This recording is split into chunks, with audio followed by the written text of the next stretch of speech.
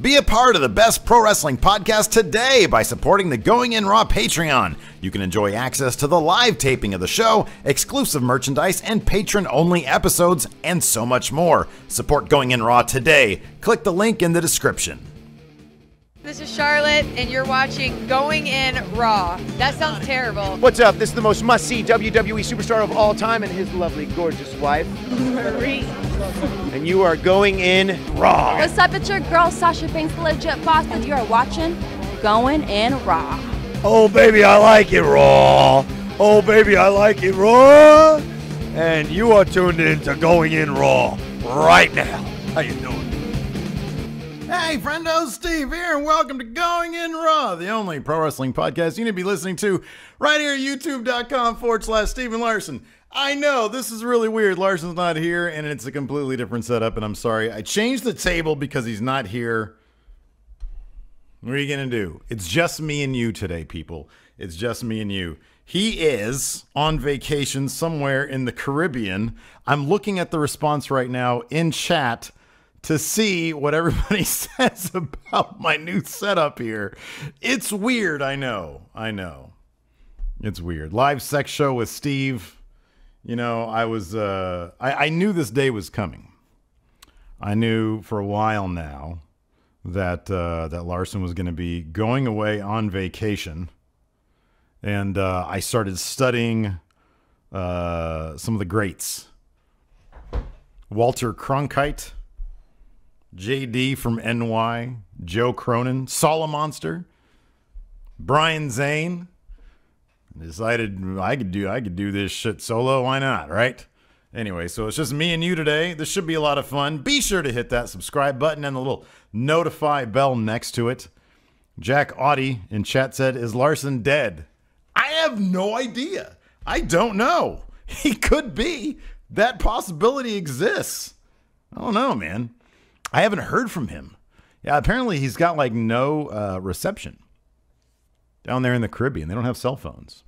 Or if they do, he just doesn't get reception. He said, if you need me, email me. And I said, all right, whatever.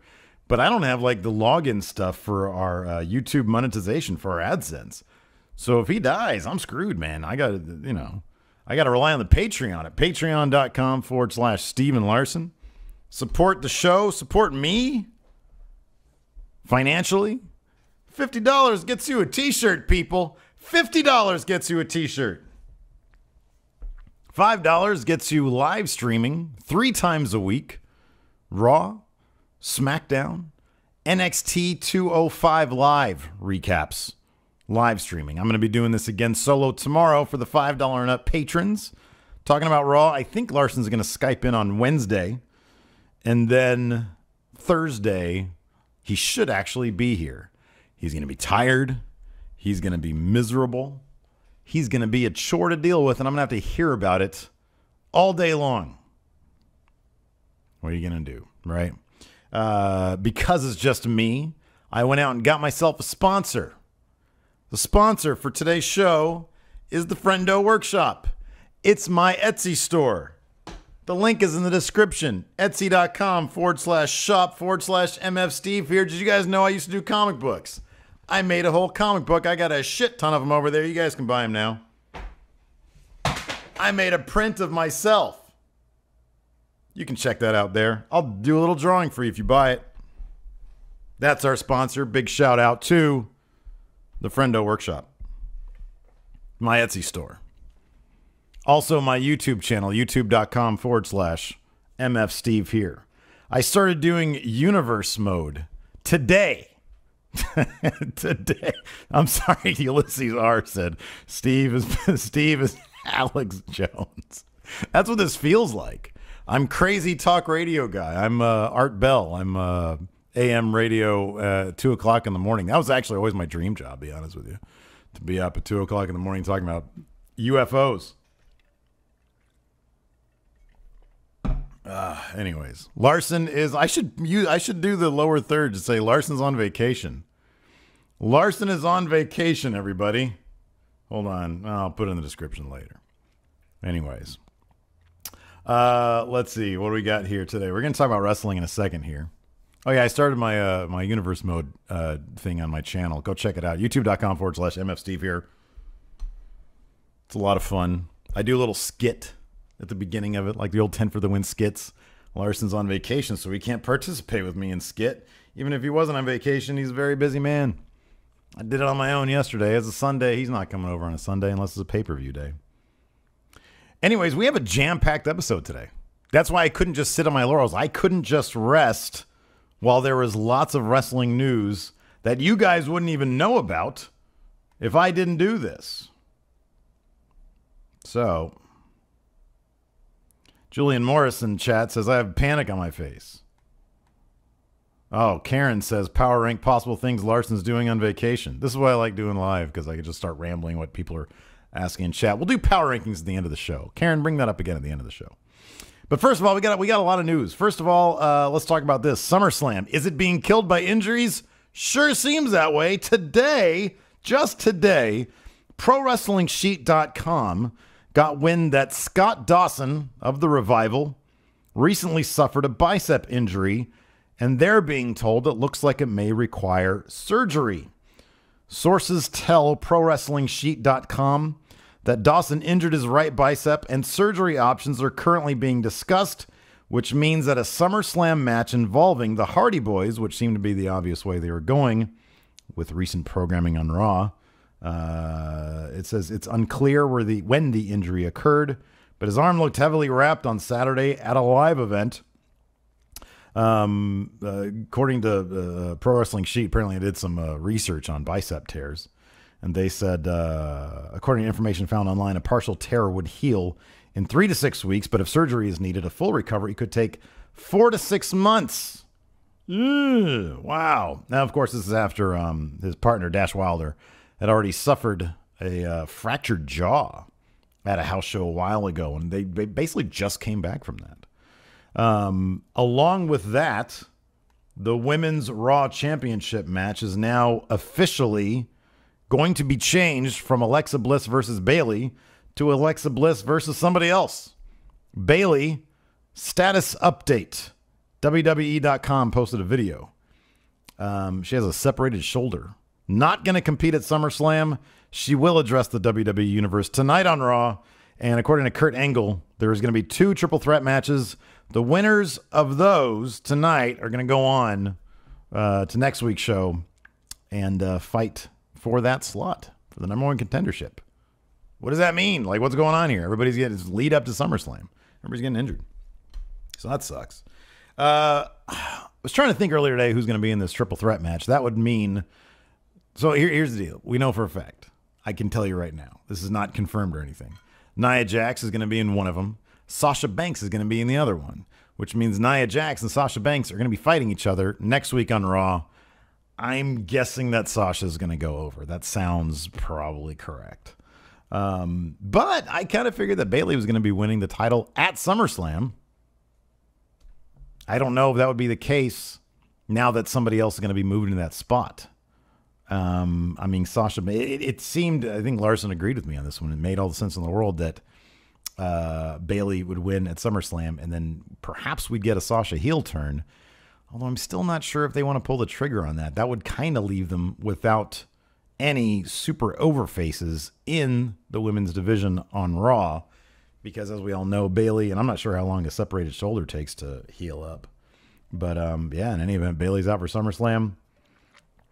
Hopefully, this will be the last injuries before SummerSlam. The Revival match against the Hardys, so that wasn't obviously set in stone yet. That just seemed to be where it was going. I don't really know much about bicep tears. I know that over there in New Japan, Tanahashi has a bicep injury, and he's been killing it in matches. I'm sure there are probably a wide variety of situations where the bicep can be torn. You know, you don't want to risk your entire... Tanahashi's been around for a very long time, and he's a very live in the now kind of guy. The Revival, you know, it feels like they just moved up to the main roster, and you know, 2 injuries in a row, basically, like, you know, they start to pick up some steam and they get injured. So sucks for them. We'll see if there's more info on that tonight. Something tells me that if the match situation isn't resolved tonight with the Revival, given this new information, that he's probably going to try to just, grunt it out. He's going to try to power through at SummerSlam and then deal with it afterwards, because we're only 2 weeks out. In a tag match, you can do all sorts of different things. You can, have the other guy do most of the work for you, especially if it's like a triple threat tag team match. If you bring the club into it, then that would probably help things out a little bit more. If they do that, the match might be a bit compromised, though. So I don't know. We'll see. It's a bummer of a situation. Moving on. Speaking of bummers of a situation, Paige might be returning soon. I'm not talking about Paige coming back. I'm actually looking forward to that. I was talking about the relationship between her and Alberto Del Rio, the seemingly poisonous relationship between her and Alberto Del Rio. Alberto El Patron. Look at that. Already got one like on my Etsy store. Thanks, everybody. Oh, man. The great thing about this Etsy app, the selling Etsy, I'm going to keep the notifications on, because when somebody buys something, it does like a cash register sound. Can't get enough of that thing. Well, it was just an email notification. Anyways, Paige is looking forward to coming back, according to her. So her and Alberto El Patron went on SiriusXM's Busted Open radio show hosted by Bubba Ray Dudley, a.k.a. Bully Ray. And they had a chat where the main bulk of it was like a half-hour chat, the clip that I got off SoundCloud anyways. The main bulk of it was them defending their relationship from people saying that it was a mess, from people saying that there is some domestic abuse happening. I'm sure a lot of you out there have listened to the TMZ audio from that airport in Florida, where Alberto and her were, yelling at each other, and there's all sorts of crap going on, and they're talking about the police this and your abuse of that. Yeah, did you guys hear that? I got an order. Nice, the sponsorship shit's working out. Larson, stay on vacation for a while. Anyways, moving on. Let's see here. Yeah, so on this SiriusXM Busted Open show, the bulk of it was just them sort of defending their relationship. Now, here's the thing. Nobody knows. Nobody really knows, besides them, what's going on here. I'm not in a position to judge if their relationship is fucked up. What I heard on that TMZ audio tape sounded pretty fucked up and does not sound like the signs of a healthy relationship. But they, on the show, boiled it down to, we're very passionate people. We're very passionate people. I don't know, man. It's a bummer of a situation, and I'm not going to sit here and criticize it or not. The news, the big news out of this really is that Paige said that she recently had an encouraging CT scan because she went through neck surgery not too long ago. All right, I'm gonna keep the notifications on. Can't be interrupting the show with this. Be professional, Steve. All right. Anyways. So she recently had an encouraging CT scan. Apparently, she said her last checkup will be Monday, which is today in Arizona. She says she can't wait to get back to work. She hopes it's going to be soon, but she is unsure. I mean, there's a difference, obviously, between being cleared to wrestle and then showing up to work in the WWE saying, okay, this is what we're going to do with you, and this is when we're going to start. She's excited to be back in the WWE. She said she's excited to see the girls in the women's division again. She said she's really happy to see them. She says they're doing fantastic with the wrestlers. She name-dropped Alexa Bliss. Excited to see her. Nia Jax, Carmella, Bayley, and she's really happy that Naomi is the champ. So, regardless if that's how she really feels, she publicly is saying that she's really excited to be back and that she expects to be back soon. Damn it, got another new order. Sponsorship's paying off. I didn't put on the cash register sound. Cha-ching, I'll just do that. So anyways, yeah, I mean, this is... Here's the interesting thing about Paige. I was thinking about this earlier, and I'm kind of thinking, what kind of response should she expect on her way back to the WWE. And I honestly think it's going to be a massive, massive response. I think that whatever crowd is lucky enough to get her return, they're going to go apeshit for it because it is a huge, huge moment.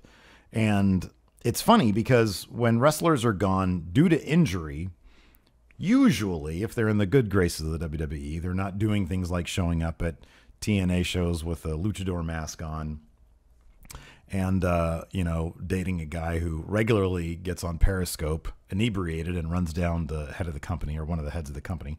But all that sort of controversy that she's been stirring up, be it on purpose or not, has kept her name in the spotlight in sort of an edgier way, let's say, than somebody who's simply injured.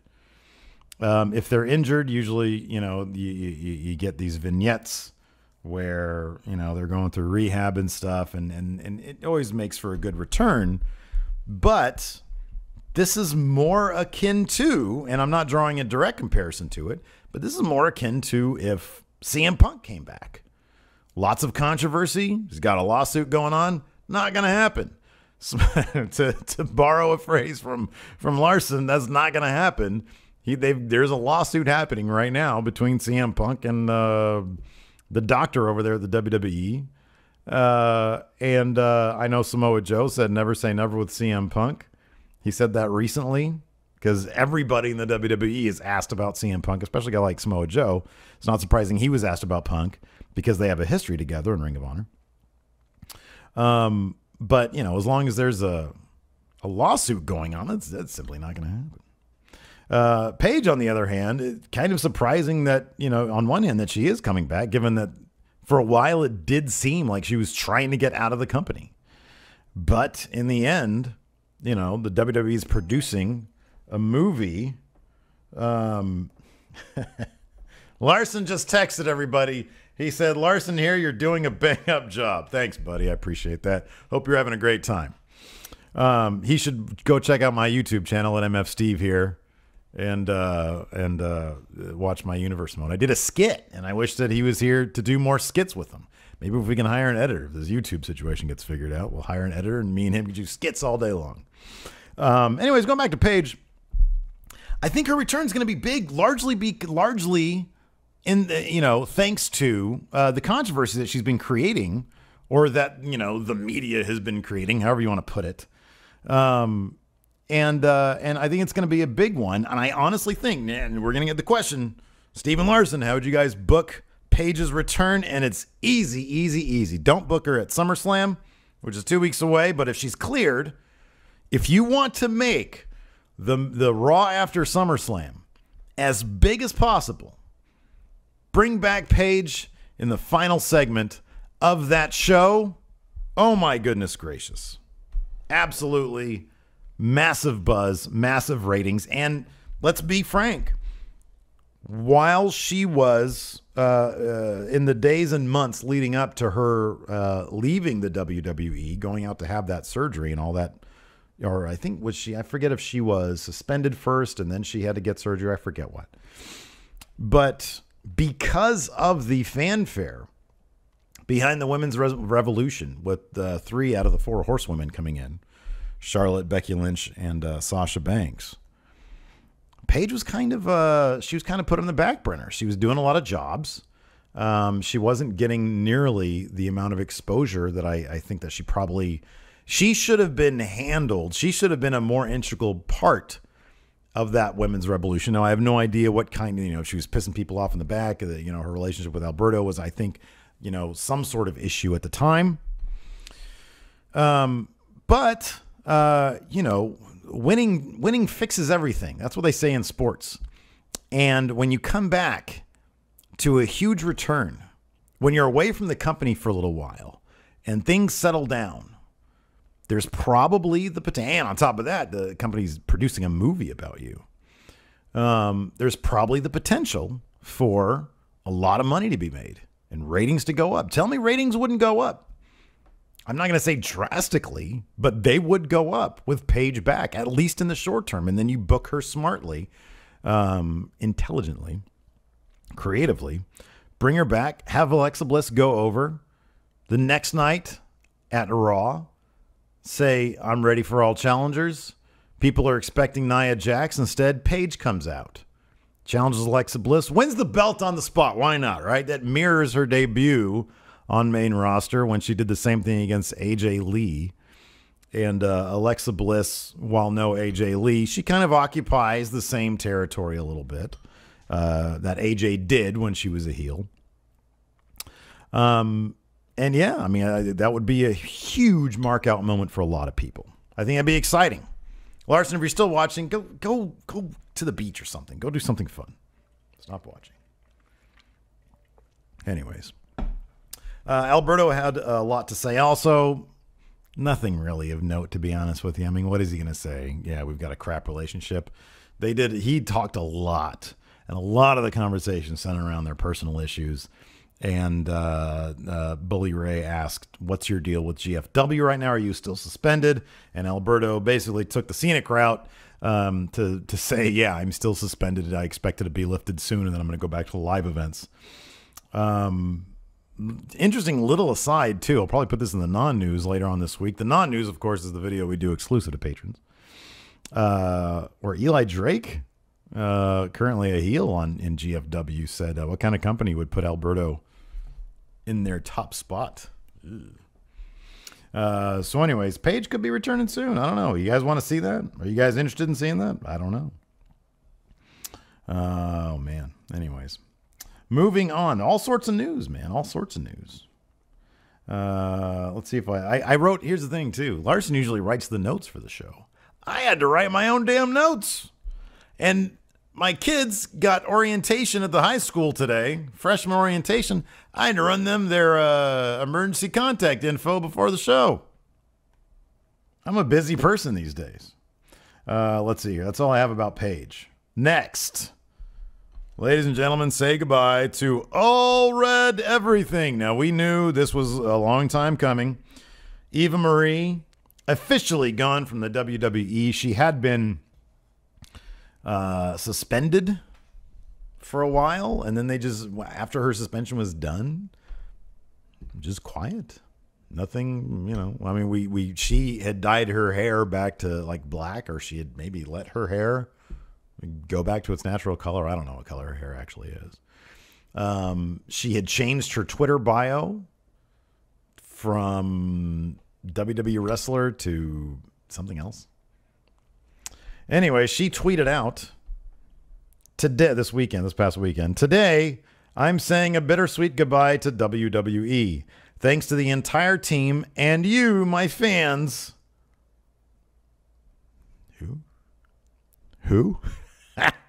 For these 4 years, hashtag all red everything forever. In response to somebody on Twitter asking about the situation, Road Dogg, one of the lead creative guys over on SmackDown, said, "Oh, you didn't know? Wasn't our decision." He didn't say, though, you didn't know part. I added that in, but he says it wasn't our decision. So this was something that Eva Marie apparently wanted to do.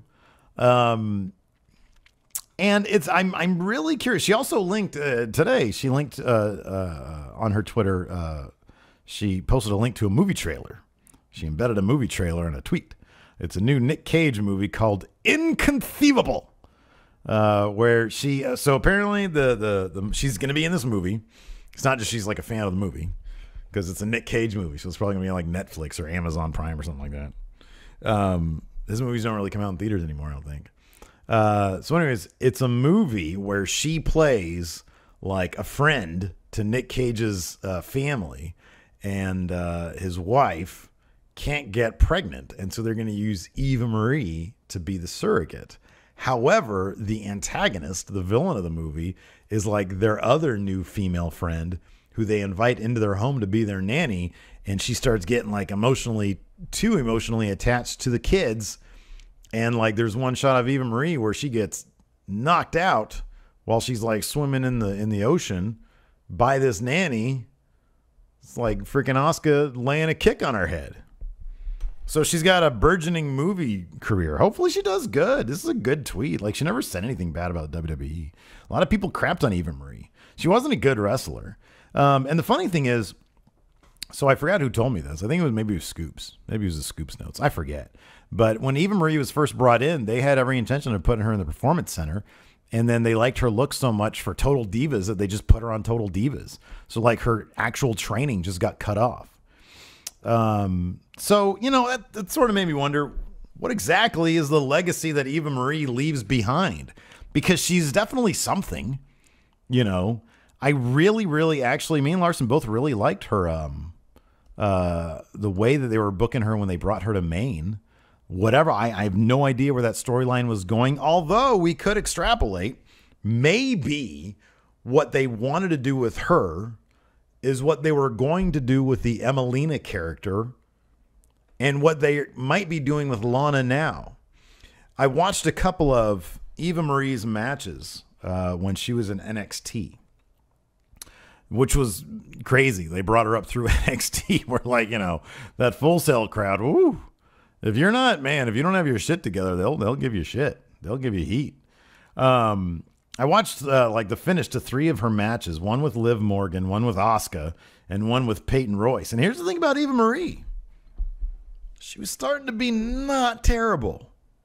She was, number one, she was managing her. I remember her coming down and she would like, or she would try to drop a promo and the crowd would just boo the living crap out of her.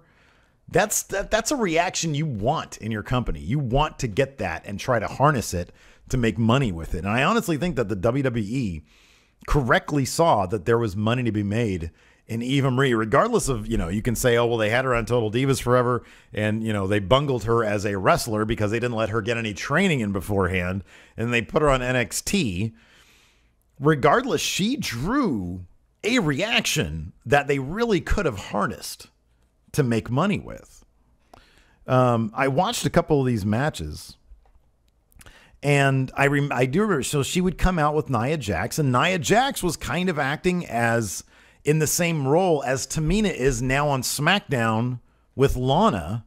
So it makes me wonder. And then we had that weird Emelina video vignettes, which were seemingly emphasizing a wrestler with style over substance.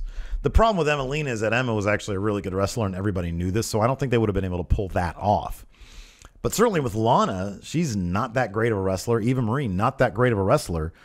But she was able to pull off matches that were not botchy if she was working with somebody who was decent. And, you know, with all these matches here, I mean, she was not the most fluid. She wasn't quick. She didn't really seem all that athletic, but she could pull off some moves.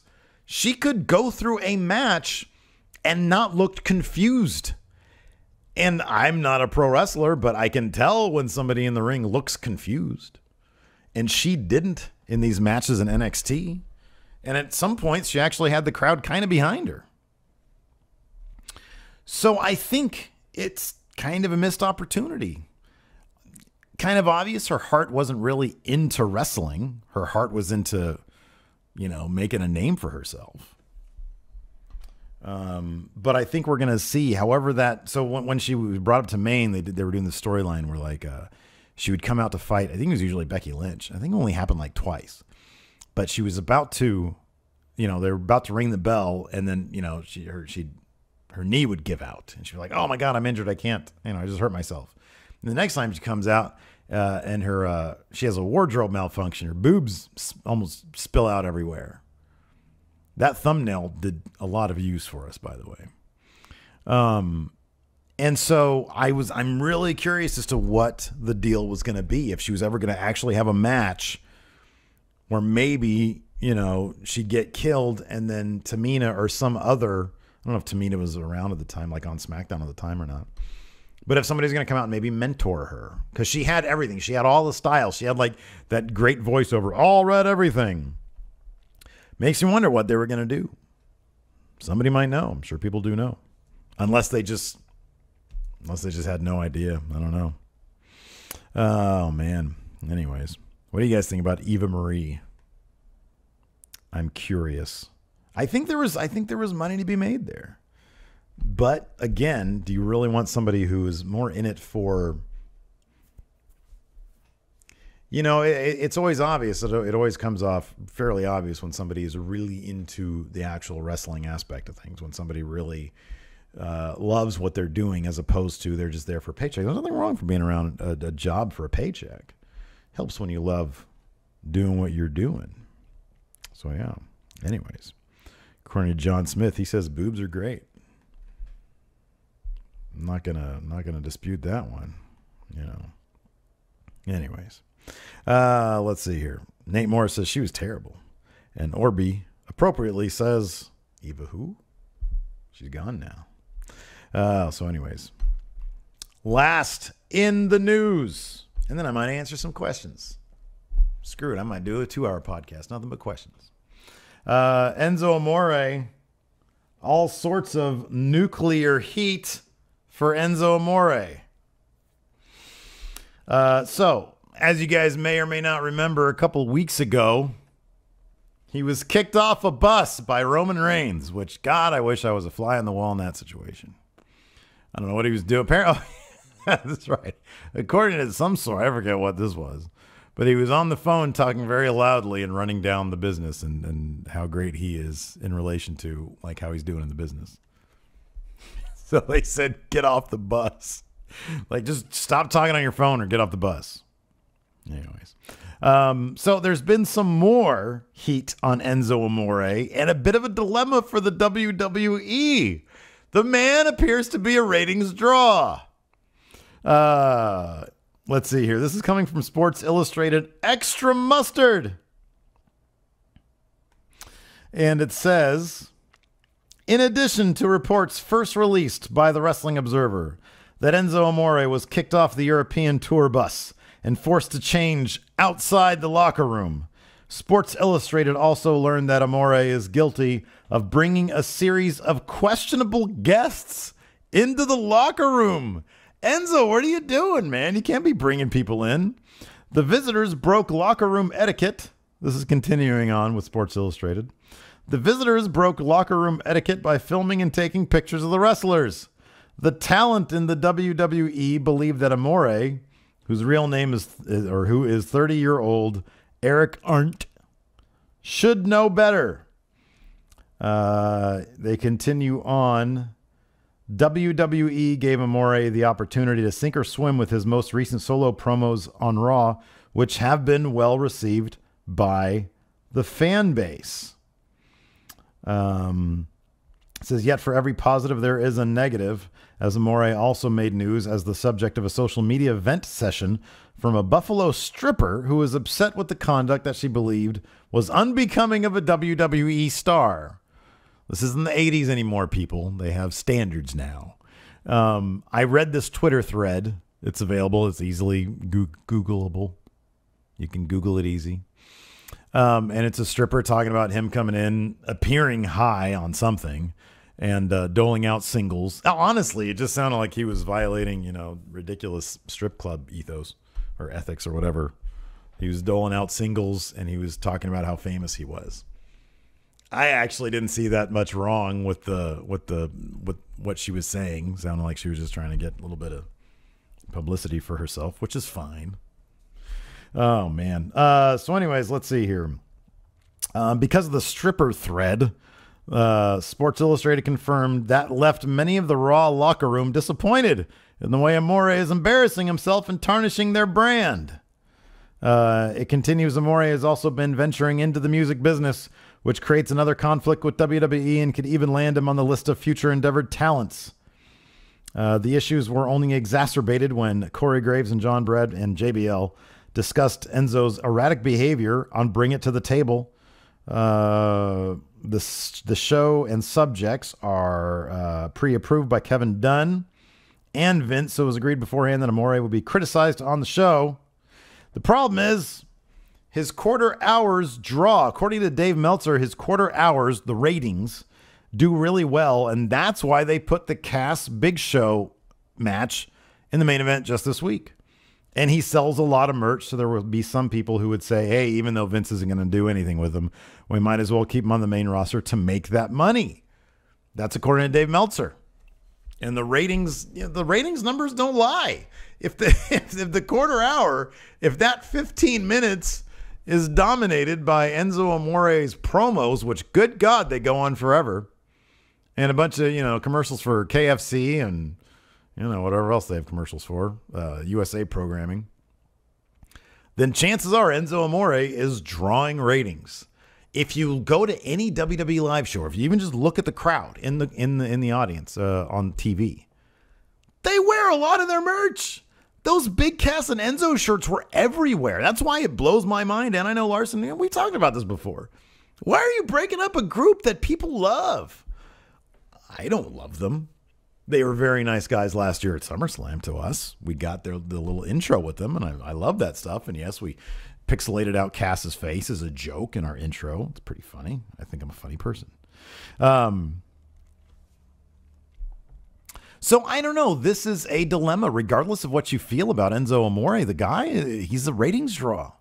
He is one, and regardless of what you think about him, he is one of the best guys on the mic. In terms of improvisation alone, he's one of the best guys the WWE's ever seen. Like, you haven't really seen a guy like this before. There is a role for him somewhere, but where is that in the WWE? Corey Graves on Bringing It to the Table suggested 205 Live. Here's the problem with that. 205 Live is chock full of really good wrestling, and Enzo is not a really good wrestler. It's kind of a crap one, to be honest with you. 205 Live, but maybe that's something they need. Maybe they have enough good wrestling. Maybe it can be rounded out by a guy like Enzo Amore, who's more a promo guy. Maybe Larson and I have suggested. Put him in Titus Worldwide as another mouthpiece alongside Titus O'Neil. Give Titus O'Neil, let him be the behind the scenes guy for Titus Worldwide. Obviously, in storyline, we'd still see him on the show. But what do you do with Enzo Amore? Do you bring him back down to NXT? NXT is the kind of promotion. I'm not huge on that, only because NXT is the kind of promotion that needs to look. It's very, the tagline is this is the future and the future's now. So that's been my big thing about the reports that Vince wants to send some people back to NXT. Couple people in chat here saying maybe he should be a manager. I don't disagree with that. Who would he manage though? Give him Heavy Machinery maybe? I feel like they need a manager. But then Enzo's kind of a big name. Eventually, here's the problem with putting him in NXT, even as a manager. It might be a reality check for him. Maybe it'd be a bit of, force feeding him some humble pie. Enzo and Mojo, that's terrifying. That's terrifying. Maybe he needs to be humbled a little bit, He needs to get his head on right. Or maybe maybe once his contract is over, he wants to go into the music business. But here's the problem that I would figure he'd have to know. Guys like Wale, for example. Any pop culture stars, mainstream stars, who are into wrestling, I suspect once you're out of the company, out of the WWE, a lot of that luster would sort of, not be there anymore. And so if he thinks that this, lifestyle of celebrity is going to continue if he's not doing anything else, I don't know if that'd be the case. That might be a hard lesson for him to have to learn. But, maybe being in NXT again, maybe he can improve his wrestling acumen, if you will. I don't know. What do you guys think? Let me know. See, at this point, I feel like a talk radio guy. Let me know. Let's find out. Caller, what do you think? I'm not going to do the Skype stuff because I don't really know how to do that. Like, my computer's all the way over there. So, yeah, I don't know. Kind of a conundrum. If it was me, if Vince called me up and said, Steve. Yeah, Vince, what? What do we do with Enzo Amore? He's driving me crazy. And what'd I say? Vince, is he making you money, Vince? Yeah. All right. Have some of the guys in the back beat him up a little bit. Have him be humiliated a little bit. Feed him some humble pie. Bully him a little bit. That's what JBL should be around for. Not to beat up on the Mauro Ranellos of the world. to beat up on the Enzo Amores of the world. I just solved it. I figured it out. Larson's not here. I figured it out. Enzo Amore is solved. Have him go on the road with JBL. There you go. All right. I like it. Anyways, I'm going to hit up the Patreon right now because I know we had some questions there. This morning I was like, hey guys, Larson's not here. What the hell should I talk about? What should I talk about? Let's go to the posts here in the Patreon and see if I got some questions because I've got another 10 minutes or so to fill. Started at 1, it's 1:42. I don't like doing this shit by myself. You know, the thing about doing this by yourself or doing it with Larson is that I can sleep my way through literally half the podcast because he's talking. I mean, I know I dominate the conversation a lot because I just like to talk a lot. Oh, man. Alex Foster says, Baron Corbin has new entrance music. I have not listened to the new entrance music from Baron Corbin. I don't want... I'm happy. You know what? Baron Corbin, new entrance music. I wonder if there's anything to it. Let's see. Listen. Here we go. Listen to it. See, if this is coming through my crappy laptop speakers, I think I'll be okay.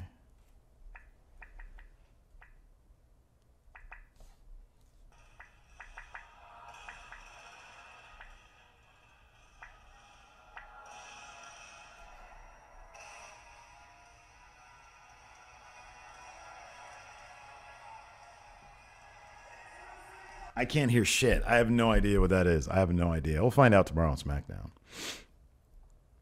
I wonder if the new Baron Corbin entrance music signifies big things for him. Is he cashing in that thing at SummerSlam? Jordan Davis is asking me here in chat. You guys can ask questions in chat. I'll bring that up too. Jordan Davis says, what do you think about the 2K18 screenshots that were released? I think they look like $1 million, but as always, I want to see how they look practically speaking. So yeah. Oh, there Connor Beck says put Enzo with the Street Profits. That could be kind of cool. I think I like that. It's good. I like that. Let's see here. Alex C continues. Dan Boss asks, will there be at some point a G1 review of some sort? Yes, we're going to do a count out. Top 10 G1 matches for 2017. Let's see here. Stevie Bradley asks, what do you think of the Lio Rush no sell of a sit-down powerbomb on the top of a ladder through a table? Yeah, I heard about it. Jay Simmerly asked the same question. I heard about it. I have not seen it. I love Lio Rush. I'm not sure if this was a mistake of youth because he is very young. If he got pissed off at somebody during the match and decided his opponent and decided to no-sell a move that frankly should kill you. That's a problem. Can't be doing that. You're not Ishii. Okay. You can't no-sell things because you're a stone pit bull. You weigh about 125 pounds. Animator Lyndon says, will you invite James Angel to your podcast, a.k.a. James Willems? We've had James on the show before. We did like an interview with him because he had that Rooster Teeth documentary to promote. Love to have him back. Let's see here. Moore says Jason Jordan needs a new theme song. Amen to that. Because, woo, that theme song is trash. Oh, my goodness.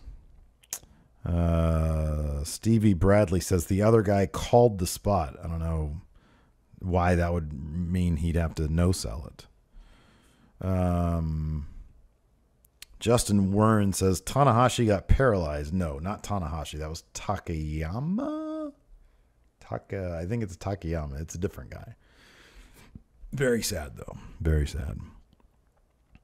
Let's see here. He was on Busted Open with Bully Ray and said that he wanted to pop the internet.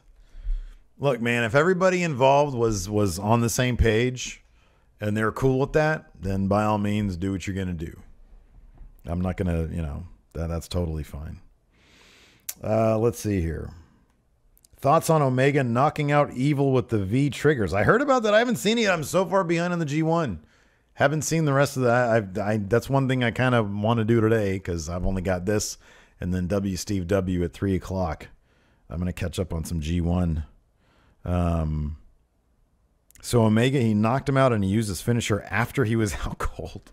Oh God, that's rough, man. That's I'll have to watch it. I'll have to watch it myself. I will give Kenny Omega the benefit of the doubt. He, not just because I really like his, him as a wrestler, but he seems like a very thoughtful human being. I'm going to reserve judgment until I've seen it and we get more info on that. Jordan Francoeur asks, if you're an independent wrestler, what would be your choice of ring gear, your name, your finisher, and your preferred promotion? He says, no serious answers allowed. If that was the case, I'd wrestle buck naked. They'd call me Lieutenant Buck Naked. Couldn't do that, though. I mean, if you're asking me seriously, I'd wear basketball shorts and some, like, nice Jordans. Every time, different pair of Jordans. Just like Enzo Amore. Yeah. Above titles, Alex C. says, there's been loads of new music or tweets to music lately, so you could talk about entrance music as a whole, best stuff and the worst stuff. Right now, Jason Jordan has one of the worst themes in wrestling. Big Cass seems to change his on a weekly basis, so that's cool. I did not see Kevin Owens saving Sami Zayn at a live event. Isaac G. Miller. That sounds cool, though. Let's see here. The Gaming Artist. Do you see the New Day breaking up anytime soon? Not a chance.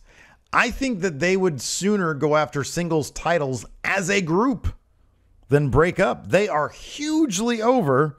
They sell a lot of merch, but what do we just see with Enzo and Cass? Hugely over, sell a ton of merch. But no, I don't see them breaking up anytime soon. Let's see here. Broken Drew Q says, would love to know about your background, where you're from, your childhood, why you got into everything you're doing now. After all, there is life beyond going in Raw. The best way to do that is check out my YouTube channel, youtube.com/MFSteve here. Me and the wife have a show called Ask Steve and Lacey. And a lot of that stuff is in there. So check it out. The Gaming Artist says, have Enzo be on Going in Raw to replace Larson. I'm not sure Enzo would be as thorough with his notes as my best friend, so I'm probably not going to do that. Oh, man. Fizzy Whaler says, what is this Steven Larson fail stream 2013? It's been recommending to me for so long. That is hilarious. That is some sort of live stream thing we did a long time ago, and it's still recommending it to you. That's YouTube for you, man. That's YouTube.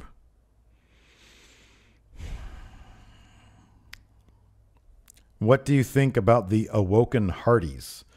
I'll reserve judgment until I have seen it. By the way, this Sunday,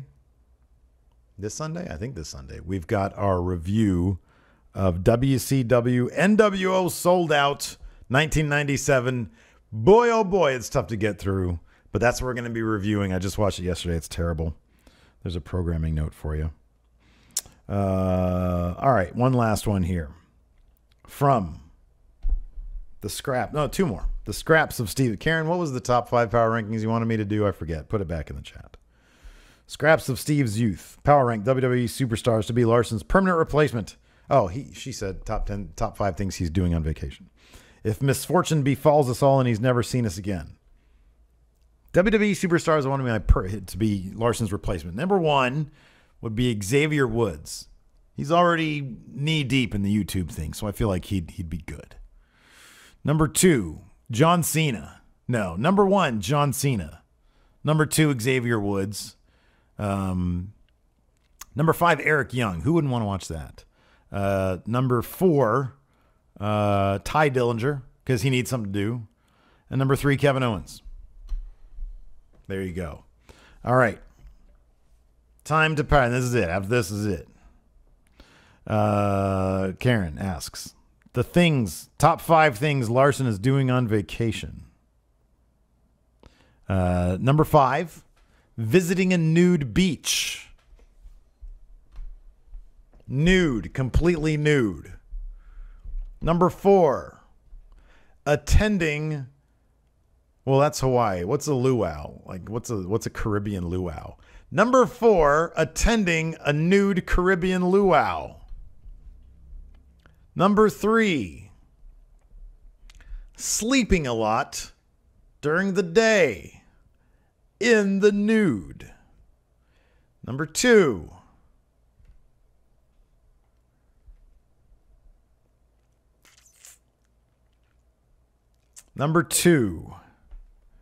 trying to think of a clever one to end the show with. Sorry. Oh no, the show is falling apart already. We're on the very end. Number 2, watching Going in Raw for some reason. Why is he texting me during the middle of the show saying great job? Throwing me completely off. Number 1, being a turd for leaving me alone to do the show by myself and still collecting on the YouTube revenue. Be sure to check out etsy.com/shop/MF here. I drew a picture of myself that I will autograph and send to you for a very reasonable price. The link is in the description. Thank you guys for hanging out with me. I appreciate you not heckling me too much. And if you enjoyed this, tomorrow I'm going to do the same thing, but only for $5 and up patrons. If you guys want to support the show, go to patreon.com/Stephen Larson.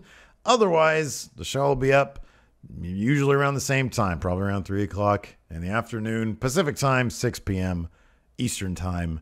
Thank you for hanging out. We appreciate it. I appreciate it. He's not here. Till next time, I'll talk to you guys later.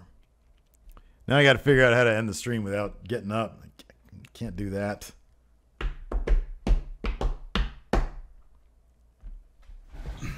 Goodbye.